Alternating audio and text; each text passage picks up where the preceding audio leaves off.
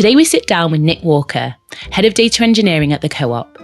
We're talking all things human-centric leadership and fostering psychologically safe workplaces. Hang on, I don't really think that works properly, or I need some more information. And you're not judged, you're not thought of. Jim, why didn't Jim know that? Like, he's an engineer, he should know that. No, not everyone does. As a leader, it's your place to turn around and say, hang on, not everyone knows that. I don't know everything about data governance, but I'll learn. Nik opens up about his own ADHD journey. Everyone's different with ADHD, that's the thing. We've got some commonalities. For me, I'm quite systems focused. If I can't understand why you're telling me something, or I don't understand that system, or why I need to know this, I don't care. How do you teach people about data in a business? Everyone learns differently, and then data people have kind of gone, hang on, some other people are a bit different who are amongst us, and it's like, yeah, ADHD, autism, all these kind of things. So I think people have noticed that, so I think schools are getting better with it. But it's about giving people the opportunity to learn in different ways.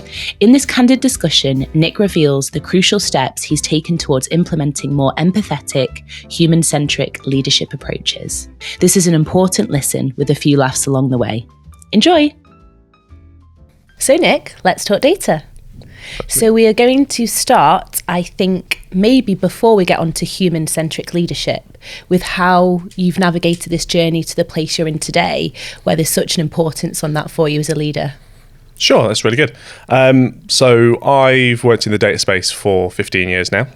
Feels a lot less given the past 5 years. Worked my way up as an analyst at a county council back down in Leicester.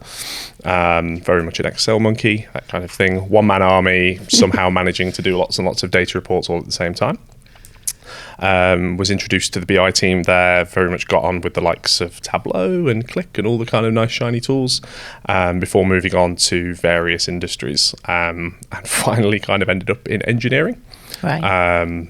Data engineering specifically, obviously. And that is a journey that's kind of gone from, hey, we're going to use all these nice shiny tools and Excel monkey goodness, through into stepping up into leadership, probably 10 years ago now, running small teams of 6 dotted around the country, and into more of the stakeholder management, that mid-tier level that everyone kind of makes jokes about on the internet, that we don't do anything. We do, I promise, about what it is to actually lead large-scale teams, and taking on teams of up to 40 people in my previous place, and I've got a team of 35 now at Co-op, where I'm the head of data engineering, responsible for all things data modeling, data streaming, data everything, apparently responsible for everything. AI now as well? Does that fall into AI as well. So yeah. there is my peer, Alex. He is the head of data science. He talks LLMs and he talks AI, and he's a glorious nerd about it, and it's fantastic. And my team helps support kind of some of the big things in there. If you use the apps or anything like that, there's missions and everything that his team help build, and we supply the data for and make sure it's all right and quality checked and everything. Sure. So in terms of being a leader then, was that always your goal? Did you think, I want to manage people, I want to lead a team? Or was that more of an organic jump into it, shall we say? It just kind of happened. Did it? Yeah. So I think a lot of people have they have the kind of idea from school what they want to do, and that's never been me. I kind of got to 16, 17, didn't know what I was doing, did a college course, did a HND in computing. That's probably helped me in the data career more than anything else. And then it's fallen into leadership in a quite a spectacular way, mostly, I guess, for pay originally, but then actually found out very quickly that I'm good at coaching people, actually really good with people. So kind of started doing that kind of behaviours, moved into the leadership space, and it's kind of just become a natural thing to kind of want to help people, to show people. I think the biggest part of my job is coaching people. Maybe that's junior tech leads or principals on technical things, or how to talk to business people, because we do speak a weird language sometimes. And then there's the other side where it's the actual coaching of seeing what the technology is, how to do it. And there's some kids who come out of uni now that make me feel very old and very old-fashioned with the way I do things. But it's learning from them, but also kind of coaching them and how to do stuff. Yeah, I like that you use the word coaching as well, because management can sometimes have negative connotations. And leadership as well is seen in a more positive light, I'd say. So as you were going through the ranks in your data positions, what kind of relationships did you have with your managers? Was that more of a coach mentality, or is it more the traditional style, would you say? I think it's more the traditional style that I've experienced. Yeah. I've got a couple of really good, quite recent leaders in my career who have left quite a lasting impression of how to behave and how to be a decent human being. I think some of the ones in my early careers, I've encountered the full gamut of them. Everyone kind of from the distracted, distant manager who's kind of just in a role because they are. I've had quite hostile managers because I've got ADHD. I've also had really quite supportive managers who didn't really understand what it was that I did, and I reported to them because political convenience, councils being what they are, but they were super helpful in kind of determining and building what I probably feel is the psychological safety component of why I'm a leader now. Yes. I look after my people before just about everything else. So I think I've experienced the gamut of it. I think more recently, as the data space has matured, you do see more leaders. These are people who coach. These are people who focus on things, that focus on their people to the detriment of probably the business stuff.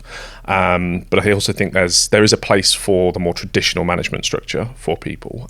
We teach people how to do technology. We teach people how to set up a team and go running for the really cool thing. And yeah, hype cycle is awesome. But actually, sometimes when you've got people in positions where they have direct reports, they do need the 20-25% of time to do one-to-ones, to make sure people are getting the coaching, to make sure that the ways of working that you've got in there are making sure that you've got personal learning time.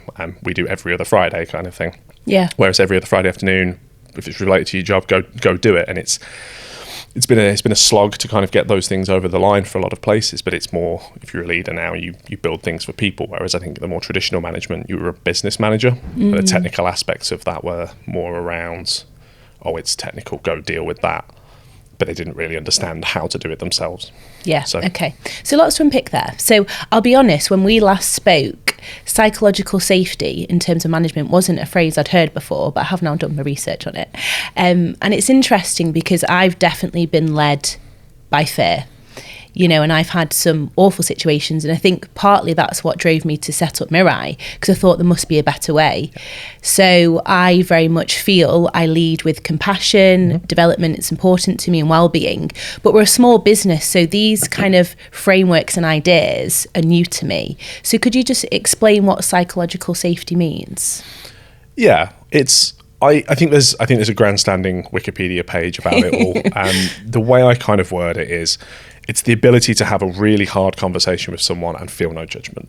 Okay. A lot of the if you've got a poor performing member of staff, you can approach them and say, "Hey, can we have a quick 20 minutes and let's figure it out?" As well as maybe someone who you can congratulate and it doesn't sound sarcastic. It's everything from the goods to the bads. Yeah. But it's all about, if I have an opinion, we've recently done quite a big piece on our wider departmental ways of working, and everyone from the junior engineers and analysts and scientists all the way through to yours truly and our CDO have felt safe to be able to sit there and go, hang on, I don't really think that works properly, or I need some more information. And you're not judged, you're not thought of, Jim, why didn't Jim know that? Like, he's an engineer, he should know that. No, not everyone does. There's a lot of assumptions that go on. There's no assumptions, and if someone chuckles, as a leader, it's your place to turn around and say, hang on, not everyone knows that. I don't know everything about data governance, but I'll learn.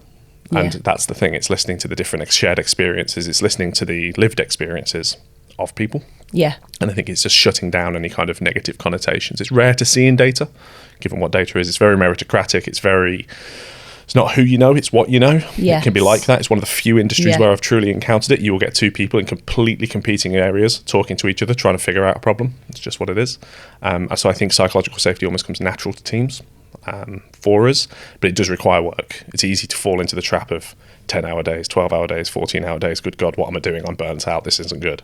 And it's our responsibility as leaders to kind of facilitate and build environments where that can't happen. Yeah. So when did you start to, I suppose, have the narrative around this? Was it a light bulb moment for you when, hey, like, we need to talk about this. This needs to be a framework we put in place? Yeah. Mine's probably 5 years ago. Okay. I lost my brother. It's quite heavy. I apologise. I lost my brother August of 2019. Went out on a motorbike, didn't come back, and I kind of had a complete 180 on my life. Yeah. Business guy, working for KPMG, doing all these cool things, getting set up, the traditional life. And I realised very, very quickly that something was wrong. After that, as a guy, you're led to kind of stiff upper lip. You don't talk about these things. It's the very, very toxic kind of stoic attitude that you're expected to have. And then obviously March 2020 happened. Everything stopped, and I got a lot of free time, mostly from not doing hobbies, to kind of start thinking about what this actually meant to me, to the team I was helping run at the time, to the people who worked around me. How do you keep people safe digitally when we're all at home, terrified that the world's going to come to an end? Kind of all very heavy stuff, but it was more, what was the narrative that I started writing around this? How do we keep people safe? Falling back on some of the leaders who I thought about, looking at leaders from the past. Dick Winters, 101st Airborne, Band of Brothers. Everybody knows that particular show that came out in the 2000s. Reading his books, finding out that like he's very much just leaders shouldn't ask people to do something they wouldn't do themselves. Yeah. Grabbing people and just saying, look, here's the deal. Being quite open and honest with them. Not bad mouthing people behind the back. If people don't let other people's behaviour kind of wash off on you. If you're around people, obviously not during COVID, but if you're around people and it's, oh, did you hear what Jackie over in accounts did? Don't engage with it. It's not interesting. It's better to have your kind of own integrity set up. And then it's how do you portray that to your people in a genuine kind of way? And it's, we all have a manager in our lives where they've tried to portray that, and you can cut through it and you're like, that's not who you are. But then it's actually, you have to build it into your personality. It's not just a course that you can run. It's not just a thing you can go and learn over 12 weeks on Udemy or something like that. It is, if you're going to be a compassionate, psychologically safe leader, you have to build it into you, and it's almost everything and anything. Yeah, that's true. I've learnt this about values, because when I set up the business, I just thought of 4 values, because why not? That's what every other business does. And then I think only a year ago, I thought, what actually means something to us? And now it is generally part of the narrative. I onboard people, why I'd let people go, how we motivate people, how we develop people. It's all about it. You know, Kaizen is one of them, which is a Japanese philosophy and concept for continuous improvement. So before it was adapt and evolve, but as I'd lived in Japan as well, and the culture is very important to me, I was like, Kaizen, obviously. And that underlines everything we do, and testing and learning. Like, it's not going to be perfect, but I think continuous improvement does align well with a psychological, safe environment where you can put an idea forward and you can drive innovation, but also, you know, you're not afraid to put an idea forward and get laughed at. Or, you know, a manager take the idea as their own. You know, that's always a great fun. Yeah. So how did you find it? Because Co-op is obviously a big business, and I'm sure they've got their own frameworks and strategies. How did you approach? Did you say, look, these are the ideas I have, this is what I want to do, and how did they take that on board? They're an awesome business when it comes down to that, actually. Yeah. I mentioned earlier ADHD. I kind of announced that very loudly and proudly these days. Like, past 8 years, I don't think I've shut up about it for one day. I very much figured out that they were pretty much the company for me within about 35 seconds of speaking to the internal recruiter. And as I said, look, if I'm a bit wary on my Teams thing, or I'm looking around, I said, I've got ADHD. She went, do you need any reasonable adjustments? What do you need? And she just stopped it. I was like, I don't. I said, I just need to warn you that occasionally I'll wander off and I'll do something, or I'll play with a pen. And then gone through the whole thing, had interviews, we've spoken about leadership values, and the Co-op's one of the few places I've worked now where the values that they put everywhere kind of do mean something. You can close your laptop at the end of the day and you think, yeah, actually, good job. Even if it's been a day of 905 meetings and 3 things have fallen over, I know somewhere that good will come of this. So I've started speaking. We've got a new CDO in. He started about 3 or 4 months ago. House on fire between me and him. And I said, look, this is the way I lead. I lead by people. People are my jam. Like, I'm an actual human being who likes talking to human beings. Data and technology is real cool, but people are my jam. We're the biggest problem in the world because we come in every shape or size, every possible combination of every possible variable, and we're awesome problems to solve, and we solve problems for them as leaders. And he's kind of gone, cool, what do you need? Run with it. Run with it. Do podcasts, do chats, do talks, get the good word out. But also, like, it's nice to see how you do it in teams. So I'm showing my direct leads at the minute how to do it. Being a bit more open. I bring in, I'm studying to be a psychological counsellor at the same time. Oh, fab. Bachelor's for the win. Finally going to university after too many years. So I'm doing that as well. And the concept of human centrism actually comes from there. It's the notion that the person in front of you is a whole person. Very much we've had the workspace of 40 hours a week, you switch your brain off and you're a different person in work to you are outside of work. But actually with Gen Zs and millennials coming through, you can't really do that. We're much more emotive. We're going to shout loudly about things we don't agree with. It's about being able to see the person in front of you and say, you come with all the baggage, you come with everything that comes with you.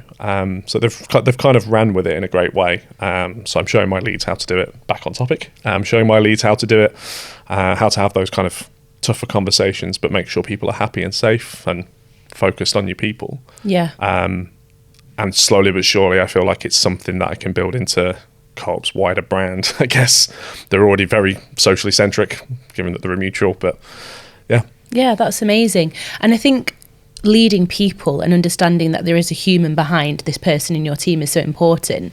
We do a lot of work with Ikigai, another Japanese concept about the reason for being. And we did a workshop the other day because it's important to know why individuals are here, what's serving them, what do they want to achieve out of, rather than just earning money and turning up to work. Hopefully professional development can help them hit their goals in their personal life, but it may be they want to travel or language or whatever it is. You just get an idea of individuals. And when we were asking the questions, they were like, I've never even thought about that before, because we don't ask some of these questions. We just kind of plod on and get along with things, don't we? Yeah. And we don't really know the reason, the purpose behind that individual in our team. And I think a lot of people post-COVID have come out with that. Yeah. They've come out with, I think a lot of people have either, it seems like people have gone one of two ways. They're mad and angry about everything, but there's also a great deal of people who maybe read a lot. Yes. whilst we either locked ourselves in home or we spent a lot of time in introspection. I think there's now a lot of people who know what they stand for. I think it's why we see some of the big movements around the world now, like quiet quitting and things like that, where people are just actually fed up with the status quo of management. And I think that's kind of really quite indicative of why it now means more, especially as millennials and Gen Zs come into the workforce, and Gen Alpha or whatever ridiculous generation name we get next time. I think it's why it's getting more and more important to be focused on the people. Business is important as well. We have to have the knowledge and the wisdom to be able to sit there and talk the talk and know that business equals money equals employment. But at the same time, none of that happens if your people aren't happy, if your people aren't safe. Yeah. We also need innovation in how we lead people fundamentally. When we like to, like I said, innovate a product or a service, but then if you're asked to change your leadership style, people are like, oh, but why? I've always done it this way. So it is that awareness piece, isn't it? As a data guy, we've always done it this way is the most hated phrase you'll ever hear. I can imagine. And so what, I suppose, have you witnessed in your leadership? I suppose that you give yourself a pat on the back in the way like it's working. I can see the progress here. I think the biggest one is when I see, it's not anything someone says to me, it's when I can look up from the desk. I've got a couple of guys and gals in today. And one of them who was quite quiet when I started is helping another one out with code. And it's natural coaching, just something that maybe fell by the wayside a little bit over the past few years, but it's very much the focus around, like, they start thinking about it as well. It's Jane looks like she's struggling, I might just, hey bud, you okay? Yeah, like it's that kind of thing. I had it at a previous workplace as well, where there was a guy who was quite clearly having mental health problems because of outside of work, and the guy thing again is to be quite locked up, and my thing is always, you're right? Yeah, I'm fine. Are you all right? Kind of thing. It's the same question, but it's just the intonation a little bit, and you see them go and do it 6 months down the line, and they realize actually you've done good. You've influenced them to go, it's okay to talk about this, or it's okay to lend a hand, or they do need a hand, I should do something about it. And they take not personal accountability for it, but they lean in and they just say, actually, you're not alone. Do you need something? Do you want to go get coffee? Actually, it's just this work thing. Okay, let's bang on with that then. Yeah. I've seen something you've posted as well on LinkedIn, and I have seen this before where, you know, if you book time into someone's calendar and you're like, hey, quick 5-minute catch up, and you don't say why, but it's just the nuances, isn't it? And, you know, for a lot of people think, oh, I didn't mean anything by that. And surely they know, because your intentions are, it's just a catch up. But for that other person, you forget to put yourselves in their shoes. If your manager was asking for 5 minutes at a certain point in the week, that's all you'd think about, because you're like, what have I done? I had the kind of managers who would put 5-10 minutes in at 4:30 on a Friday afternoon, and you'd be like, oh good God, and they'd done this on Tuesday, and that's all you can think about, not just at work, but at home as well. The bigger part of that is in tech and data, there's 1 in 10 of us who are neurodiverse, and 1 in 10 of us are neurodiverse in public life. Rest of us, everyone, get that sentence properly. There's 1 in 10 of us that are neurodiverse across the whole of the general public. In tech and data, that can be anywhere up to 3 and 5. Right. ADHD and autism are the ones that are spoken about a lot, but that's dyspraxia, dyscalculia, OCD, everything that kind of falls under the gamut of that. People with ADHD and autism, we may find out that we focus too heavily on that, and it's just that 5. Hey, you got 5? It's just, yeah, sure, what have I done? Yeah. And it's that, oh no, it's okay, don't worry about it. No, you physically have to tell me what you wanted, like, because otherwise my brain is terrified that you are going to have, something's wrong, I've done something wrong, I've dropped a table, the dashboard wasn't right, whatever it happens to be. And it sounds absolutely ridiculous, but just a quick 5 minutes. Hey, have you got 5 to talk about yesterday's results? The dashboard was great, we just need to look at those numbers. Yeah, cool. I know what my brain has to go and prep. Or an agenda of, hey, just want 30 minutes, dudes, to get together, start talking about X, Y, and Z. Dead simple. That's it. Takes about 10 seconds, 15 seconds. I think all it does is show to people that actually I'm considering everyone else here. And it's just like, if you've got any questions, message me. And I do that occasionally, and people will just message and say, do I need to be in this? And it's like, yeah, you do need to be in this. Yeah. It's part of your job, or I need your brain just for maybe half of this to talk about how we do this scaling problem that we keep encountering with a pipeline. Oh, cool. Okay, that's it. And it just lets people know that they're open to ask messages, where more traditional management style is command and control of, we're going to talk about this at this time, and we will not talk about it until that time. And that just anxiety central, especially given techies and data guys are the ones who kind of make the world go around these days. Yeah. Or putting someone on the spot then in a meeting, you know, just if you haven't given them a warning that you want them to talk on a particular subject, just suddenly in front of people being like, thoughts on this? Yeah, spotlighting people is always great fun. I think it's more, you get it more, I think, junior level. Yeah. I think as you step up in your career, you kind of realise, I think as you come into yourself confidently, but there's a lot of people who even at the top, I do it sometimes, I've been pointed out by a CEO before, Nik, how do you feel about this? Oh, good God, deer in headlights. I have some strong opinions about it, and glib, sarcastic remark will come out, but it's like, I have some opinions about it. I just need a couple of minutes to think about how I word it. Yeah. So it's not Nicklish, it's English, so you understand what I'm talking about. My wife gets that particular comment. I think spotlighting is one of those things that just, it seems so innocuous. Yeah. And for the most part, it is. But it can be so painful when you put on the spot, and I'm guilty of it as well. Yeah, I've done it to people. There's one particular person who I do think about occasionally, an old engineer who I did it to, and they got upset about it. I was like, God, I should have done that. Like, I should know better, but I learned from it, and I don't do it now. If I do, I can approach them afterwards and say, didn't mean to put you on the spot. Oh no, it's fine. Or yeah, it was a bit rough. I'm like, my apologies. Won't happen again. Yeah, but equally, I suppose and I spoke about this in one of our other episodes about leading with vulnerability. So if you're then, oh, I don't know, give me 5 minutes, I need to think about this. Those in your team will be like, oh, Nik doesn't have all the answers. Yeah. So if someone comes to me and goes, Emma, what do you think?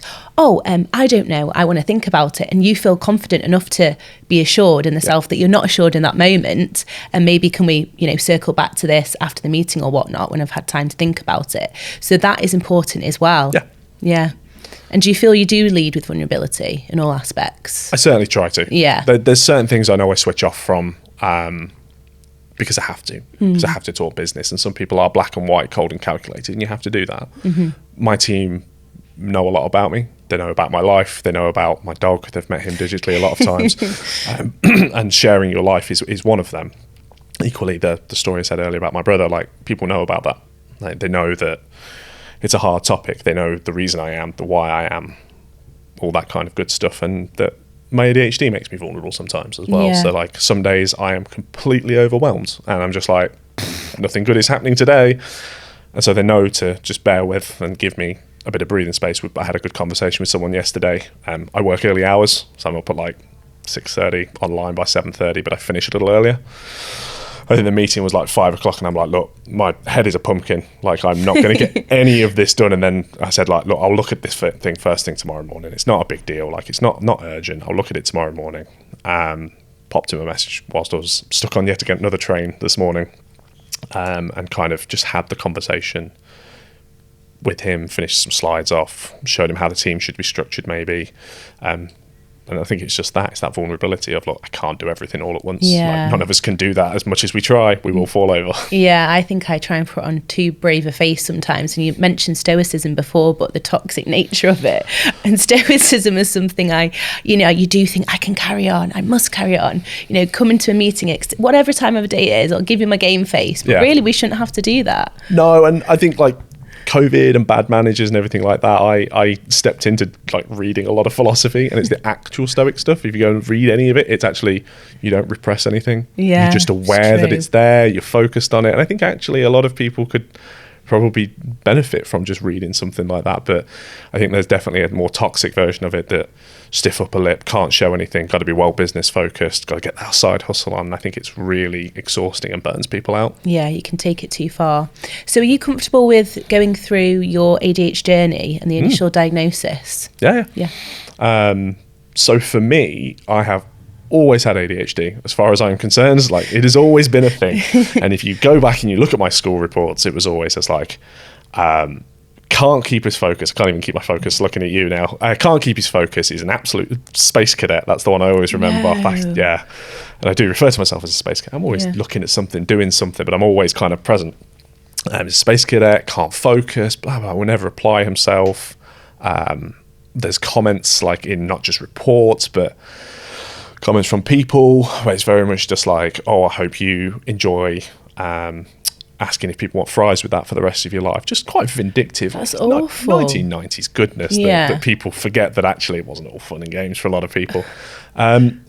So it's kind of one of those. That was school for me. Didn't work out for me. Very much came away from it with a quite jaded opinion, but knew I need to do something.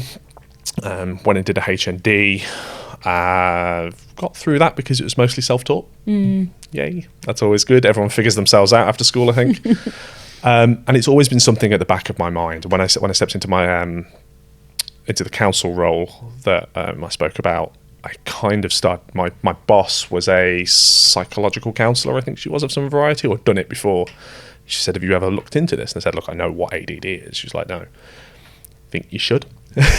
You should probably spend some time. Give you a little nudge. Yeah. You spend some time on it, not because of anything particular, but like occasionally you'll make mistakes. You'll miss numbers off. It's a repetitive process. Like you get angry at little things. It's all this. And I went through the process there, and then back then you could get an assessment within 6 months with the NHS, and unfortunately they get overwhelmed these days. And I think some areas are up to like double figures now in years, and it's terrifying. So I've got all that done.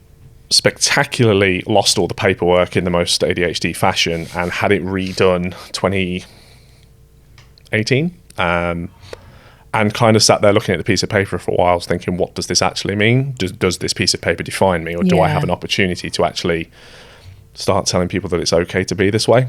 And it is absolutely okay to be the weird and wonderful eccentric selves, and people who struggle with it, it's okay to struggle with it. Like there's people who will now vouch for you and tell others to shut their mouths if they're gobby, but at the same time we'll put an arm around you and say, do you need a hand with it?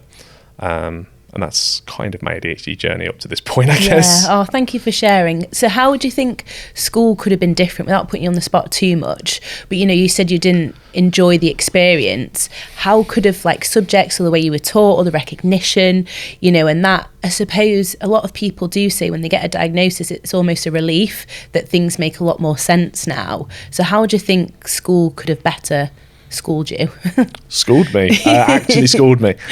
So for me, everyone's different with ADHD. That's the thing. We've got some commonalities. For me, I'm quite systems focused. If I can't understand why you're telling me something, or I don't understand that system, or why I need to know this, I don't care. Like I couldn't care less. It's one of those quite frustrating things. So when someone was teaching you Shakespeare or like algebra, when am I ever going to use algebra in my life? Hello, data engineer. Kind of like constantly. And if things are explained in a different way, and data, to bring it back to our industry a little bit, is quite interesting, because I think we all had that. How do you teach people about data in a business? Everyone learns differently, and then data people have kind of gone, hang on, some other people are a bit different who are amongst us, and it's like, yeah, ADHD, autism, all these kind of things. So I think people have noticed that. So I think schools are getting better with it. But it's about giving people the opportunity to learn in different ways. Yes. So it's not just here's a book by rote kind of thing. You need to know that. My wife's a former teacher turned librarian, and the way she taught kids was very much to include it as this is important for reasons. It's good to be able to analyse this newspaper. Why is it good to analyse the newspaper? So you know the bias, so you understand how this fits together. I remember my history teacher teaching me something similar. The same way that her friends are maths teachers. You now don't get taught maths. Some do. Some get taught maths in the A plus B equals C, and it still confuses everyone how letters can be used as numbers. It does. Right the way through to actually, you're going to use this because in the world now we talk about AI, and it's smart to learn just even the most basics of this so you can understand how it builds itself up and how nodes work. And they stop talking, I think, so much in theoretical terms and more in practical terms. Yeah, it gives it a purpose. Absolutely. And I think everything revolves around purpose. Yeah. Yeah, like we said, going back to Ikigai before, that is what can drive you, and then you can see, a bigger picture. And it's hard, really, because with children, they're not always thinking about the future. No. But, maybe they are in more ways than we can imagine, and that's the thing. We give them a hard time for like, oh, they don't care about that. But maybe they do if we make it more relatable to them. I don't know. I think it's funny. I don't have kids. One of my friends has got kids. His lad is 12 now, which terrifies me every time I think about it. I pulled up on my motorbike before, and he knows how to pull that engine apart. And I'm like, you are 12 years old. I didn't know how to do that until 17. How do you know how to do that? Yeah. And he's gone and taught himself for the past 4 years. He's like, Dad's got those Haynes manuals that you open up, and he flicks through them. And he's picked up the information from that. And they're like, we don't give kids enough credit for being smart asses. No, because they're sponges. They're sponges, Yeah. They say that's when you should learn a language, really. When I was in Japan, I was teaching 2-year-olds English. And it was like, they can't even speak Japanese yet. And I'm like, well, they can. And they can also speak English now as well. Yeah, and Japanese is not a language you want to even attempt to do as an adult. Like, I do German, and looked at like Asian languages and went, that's very difficult and very, very different. Well, yeah, I was in Japan, and people are like, oh, so you're just picking it up now? I'm like, you don't pick up Japanese. I'm living in Japan and having 3 lessons a week, and it's still difficult, and I have persevered with it and I enjoy it. But yeah, you don't just pick up languages, certainly not as an adult, but as a child you do. Yeah. And you are right, we don't give them enough credit, absolutely not. So in terms of businesses then, who perhaps recognise that the leadership style isn't where they'd want it to be, and want to put more frameworks around certainly psychological safety, what steps would you advise rather than a complete overhaul? The biggest one is, and it sounds really quite insane when I think about this one, is an actual anonymous survey to figure out how people feel. We say, oh, these surveys are anonymous, and then you can find some unique numbers in there so they're not so anonymous. But you guys and gals need to give us feedback. Yeah. We don't know how we're doing. We like, there's the Johari window of what you do know about yourself, what others know about yourself all the way through it. But I think businesses should probably sit there and say, we don't have all the answers to what people have got beneath us, and customers are important, but actually employees are your biggest resource. Mm-hmm. So I think if businesses sat there and said, are we getting things right? Are we getting things wrong? But then it's not sitting there going, wow, we got 70% good. That's awesome. Yeah, cool. What about the other 30% of people that ain't all that happy about it? Yeah. And even if you think like data teams, we do monthly like check-ins with people, and it's always questions around like, do you have the right amount of work? Is everything defined properly? I don't look at the green ones very much because I know exactly who they are and who they're probably saying it. I go and look at the red ones, and I go looking at the text, and I'm sitting there trying to pick out trends about, why is this person unhappy? I don't know who it is. I just know this person's unhappy because, they've not heard the strategy. Okay, I need to build that into it and make sure they know what's going on. They're not being listened to in meetings. That's a huge problem. I need to figure out that. I can't figure out who it is. I don't want to figure out who it is. I need to make sure people are more heard in meetings, and it's more then opening up. As I said, the meetings one's a really good one, actually. Not everyone wants to talk in a team meeting. Always the introvert sat at the back stereotype that sits there. It's, hey, if you've got any feedback, don't worry about shouting up here. We've got, God, I can't remember what they're called, Mentimeter and everything, where you can take a photo of the QR code. Right. You can do that. Or you can leave comments in Teams, and you can set that up so it's anonymous, so you don't see the questions, you don't see who the question was from. It was just a person. Little things like that allow people with quieter voices, maybe people who aren't English as a first language, they can open their mouths and they can be psychologically safe up until the point where they're comfortable to go, I can do this in person now and say, hey, I've got this issue. Could you come and help? I think that's the biggest. It's about finding out either the trends or right down to the people who are, some people are just naturally unhappy, but it's about paying attention to everyone and looking at them and going, okay, we've got problems in this area, this area, and this area. It's a stereotype of you said we did, but run with that and build that confidence that if I raise this problem, you're going to fix it for me. Yeah. That's what leaders are there for. If the C-suite aren't there and the heads of aren't there and the leaders aren't there, why are you there if you're not listening to your people? Yeah, that's such a good idea. So, for example, because it's anonymous, would you raise that then like, oh, we've had 20% of people don't know what our strategy is. So just to go over that, and then you just explain, this is why we're going over it again, because this is feedback we've had. Yeah. I'd literally just say, look, here's the feedback from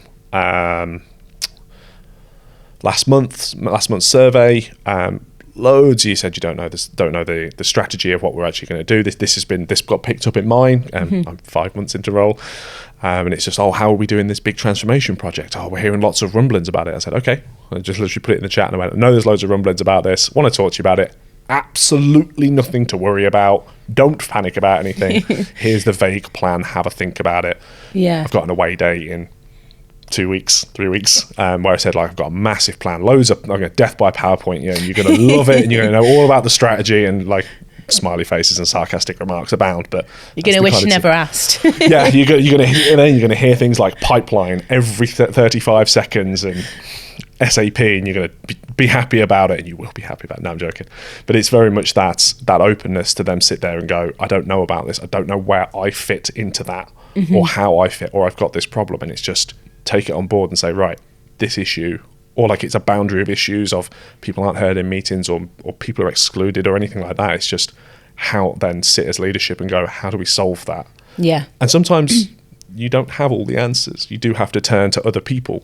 I find delivery people are surprisingly good at this. Agile folks who, the cult of Agile, will often turn around and talk about psychological safety. They'll know loads of the good answers for it. Yeah. And they'll say, get together, do this particular thing, or work with the teams. You can grab people, contractors for a few weeks to just let them show you what's going on. But sometimes you just don't have all the answers, or you don't know how to articulate those answers, and other people can help out with it. Yeah, brilliant. Have you ever left anywhere without naming the company because of bad management? Because for me, where I've worked previously, when I was a consultant, I kind of could put up with it, maybe from my stoicism, and I was like, it's only me, I can get through this. Yeah. And then when I started leading in that environment, everything shifted, because then I felt protective of who had brought into the company, and I couldn't control how they were speaking to, you feel very protective, and that's when ultimately I left, because there's nothing I could do. So have you had those extreme situations where you've thought, look, I can't make the changes I want to make here, so I need to leave? Yes. Yeah. Yes, I have. They're not fun situations to go through. And mine led to burnout. In quite a bad way. I unfortunately had a manager who wasn't particularly helpful in feedback. I wanted to drive particular changes into not just the business, but the way we led, work stealing, just go and do this, treated as a bit of a PA. But then when feedback came through, why aren't we doing all this work? It's A, we haven't got the people, B, we haven't got the resource, C, it's not defined properly, and D, where's this particular person who I need to do this? Oh, they're off doing that. Could go bug them. Mm-hmm. Great, thanks for the coaching. Yeah. And it was one of those things where eventually I just couldn't do it. And I stay in contact with a lot of the people from there, for pints with them. How are things? And it always comes up, and I always check in with, are the people still happy? Are they safe? Because that's what I do. But there are managers I think you walk away from who you sit there afterwards and you go about, and like I don't think it hits you until you're actually a little bit free. But they teach you more than you realize in the worst of possible ways, which is I will never be that way. Yeah, 100%. Because you can become almost institutionalized into that way of working as well without realizing it. Yeah. And that's a scary moment. I think there was one for me where someone wanted, it was just awful management. And they were really on the case about this girl, and maybe she was going to get fired because she wasn't hitting KPIs, and she lost her dog. And in that moment, I regret the decision I made, because I was so scared that she'd get sacked and find a way around that and just sack her for something else. That I was like, no, you're going to have to come in. And then I thought, or make it as a holiday. But of course she should have taken the day off. But my management wasn't good in that environment because I was scared. You weren't safe to make a decision that ultimately you should be accountable for, that because you're their leader. Yeah. Like, and I think it's that when you find a management culture that permeates past you as a leader, that's where you start having to ask questions. Where if say like you have a director or anyone like that who's going to either your reports or their reports and interfering or putting the fear of God into them or whatever the terminology you want to use for it, is just not on their case, but just present enough that you sit there and you go, we all had that as juniors in our careers, where the director walks in and everyone goes, about it. But if people are doing things like that, then it's the time to start asking questions. And if they're not going to change, it's difficult to get change institutionally that doesn't want to change. It is very much one of those things, but people say about counselling, like you can sit there and go, you really need therapy. But it's like no one will ever sit there and say, yeah, I need that, until they have to physically say it themselves and go, I've got a problem.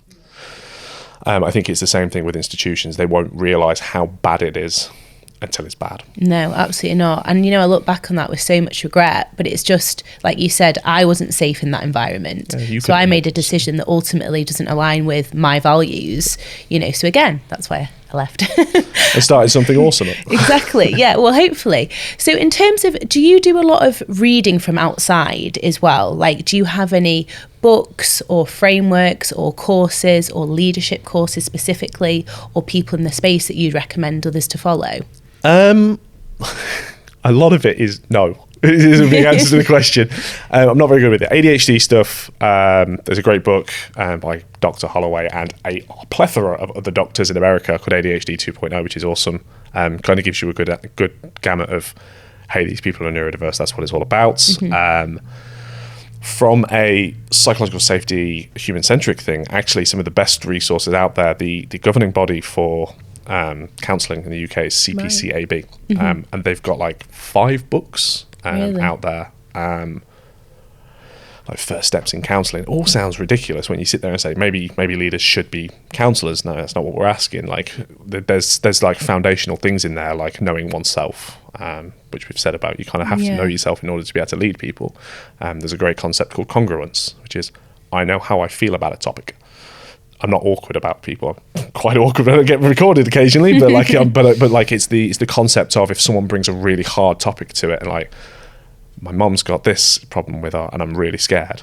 Okay, let's go grab coffee. I know how you feel about that because I know how I feel about that. Right. It's a basic empathy thing, and it works really well. But a flick through these books when you've got 20 seconds before the next meeting, sometimes you pick up a concept and go, hang on, that's quite interesting. You end up on Google halfway through a digital meeting looking things, or you spend 20 minutes at the end of the day reading it. I find those better resources than anything. And I think there's a lot of people out there, especially on LinkedIn now, counsellors who do talk quite loudly. Names can't even go into it, but there's a lot of people now, past 5 years especially, with a lot of people now demanding change, where they're talking about whether it's human-centric leadership or they're talking about the effects of what toxic workplaces can do. There's a lot of people out there now on just about every platform, like TikTok and everything. ADHD and TikTok, not a good idea, but I know TikTok's got like a whole plethora of neurodiverse folk on there who are just creating really safe communities. There's a partnership whose name has gone out of my head. There's a partnership who are really, really good, and my wife and I went to see a talk on it. My wife came away with there are other people who put up with the thing I put up with in the nicest possible way. Like, yeah, pretty much. But they're like, but the wife is ADHD, the guy isn't. And it's all the little nuances about figuring that out. And I think it's less about the resources, the specifics about things, and maybe just immersing your brain in a topic and saying, right, I know as a leader, I need to know more about this and go for it. And it's no longer just about, I need to know Python and R and frameworks. As leaders now, I need to know about people and everything that comes with them. Yeah. And it's an endless topic of the ultimate CI/CD pipeline, quite frankly. But also, I think emotional intelligence is so important as well, isn't it? But with that, not putting your emotions into it. So we want to lead people, but also having the awareness that maybe now isn't the best time to make a call on that, and saying, look, I'll reflect, let me think about it and come back to you on that, because we shouldn't have all the answers. You know, I think as well as a leader, I've gone into decisions too irrationally because I think I need to make a decision on the spot, and then on reflection, it was a wrong decision. But it's also, you know, being in tune with what's right. You want to give them an answer, but you don't have to give it right away. Yeah. And I think actually the pause, the one I always get is, I call it my ADHD pause. This will run at 1,000 miles an hour with the correct answer. I need to translate it. And it's give us a sec. That's what I want to say. Like, I don't know how to say it. The same thing applies to when you're talking to someone. If there's a person who's behaved problematically or something like that, I know that needs addressing. That needs to be handled in a very specific way. And I need to know how to do that with that person. So I need to think about how they're going to react to anything that I tell them. Hey, look, you've acted a plank. We need to grow past this. Here's how we're going to do it.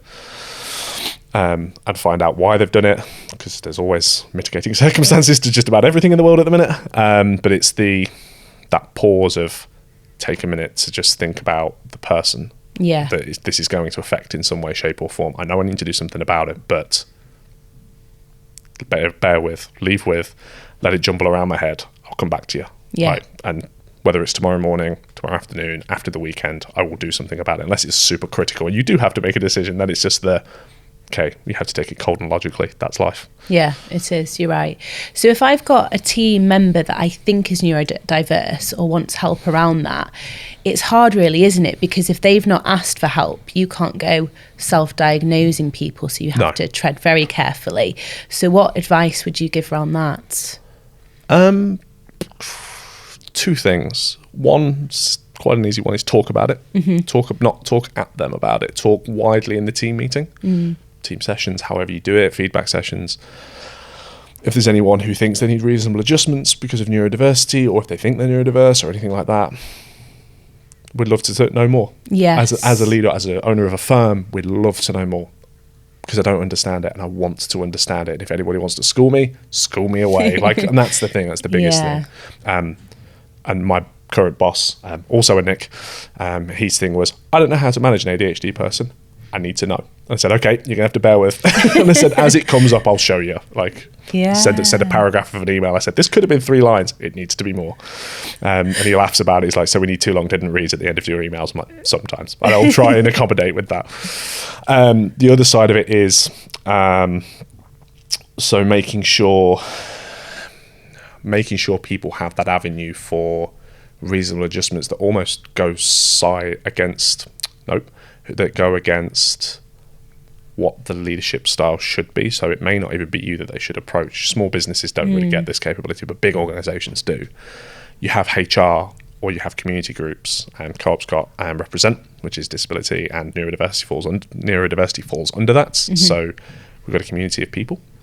You don't have to be neurodiverse, you don't have to be disabled, you can be an ally. And very often what you find is people kind of come to us with, I don't know how to help, or I don't know how to get an assessment, and it just opens that up to people. And I guess there's 2A to that as well, 2B, whatever you want to call it, which is, if you do have a neurodiverse person floating around in the business who is probably as vocal as I am, or any of the many of others who are, is you support them. Yeah. Because one of the biggest things is giving us a platform, thank you, to be able to talk about these things. Because what it then does, other people hear it. Of course. And they go, that makes some kind of sense. The amount of lads, we've had women as well, but I get a lot of lads who've gone through life painfully with ADHD or autism and gone, everything you're speaking about is like a kick in the shins. And it's heartwarming just for them to suddenly figure it out that actually it's okay to be the way they are. Watching the little dip after they get a diagnosis, because we all mourn for the life we've had. And then becoming a better, greater person who's happier with who they are is probably my favourite thing in the entire universe.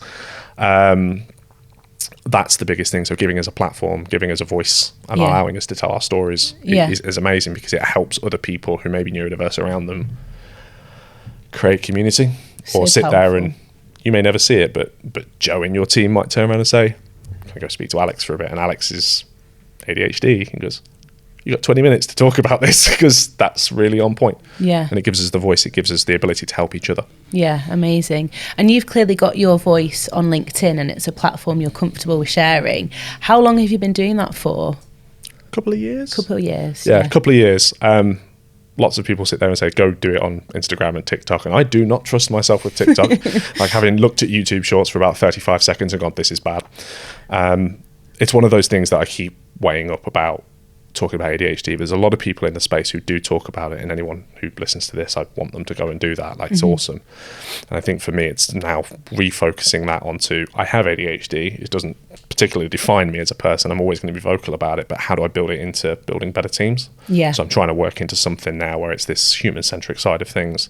Doesn't matter if it's ADHD, doesn't matter if it's problems at home, doesn't matter if it's work is just really frustrating you, you still get the same care, respect and love that you should expect from a workplace. Yeah.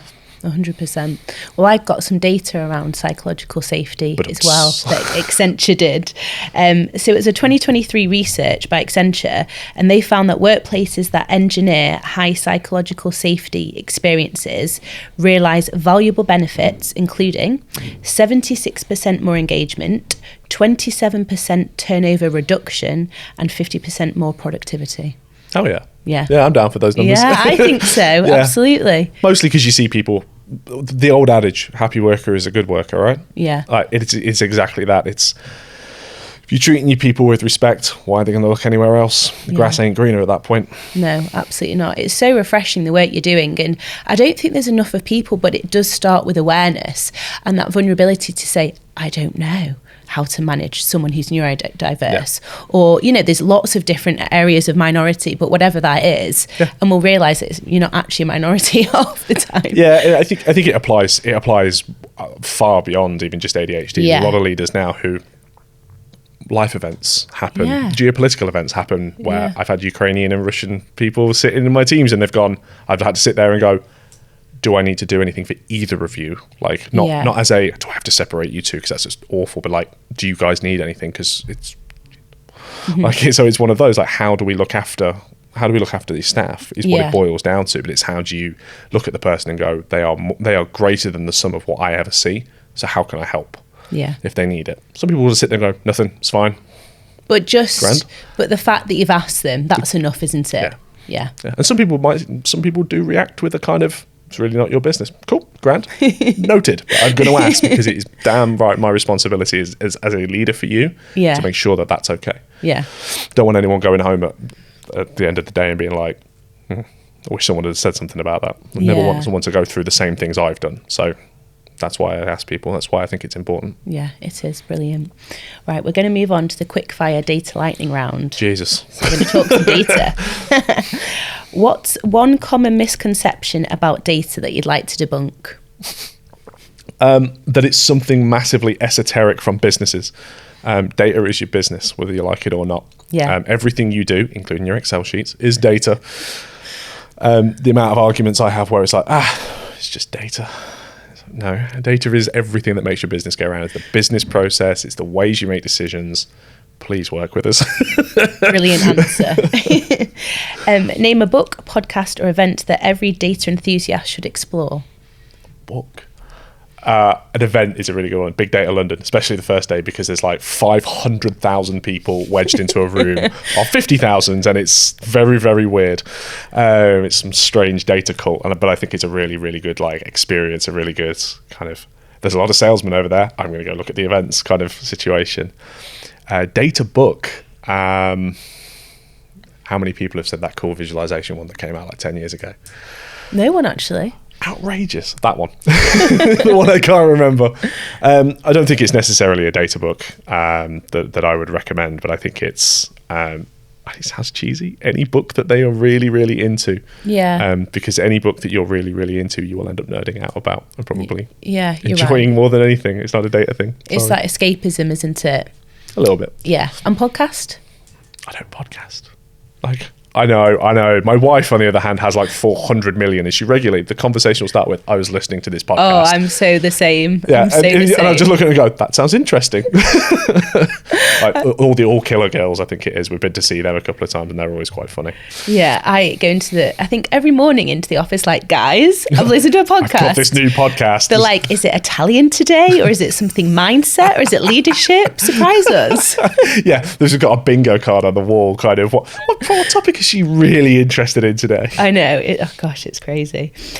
Finish this sentence. Data is the key to everything. Yes, I love that one. That's a popular one. If you could offer a piece of advice to a junior coming into the data space, what would that be? The courses don't matter.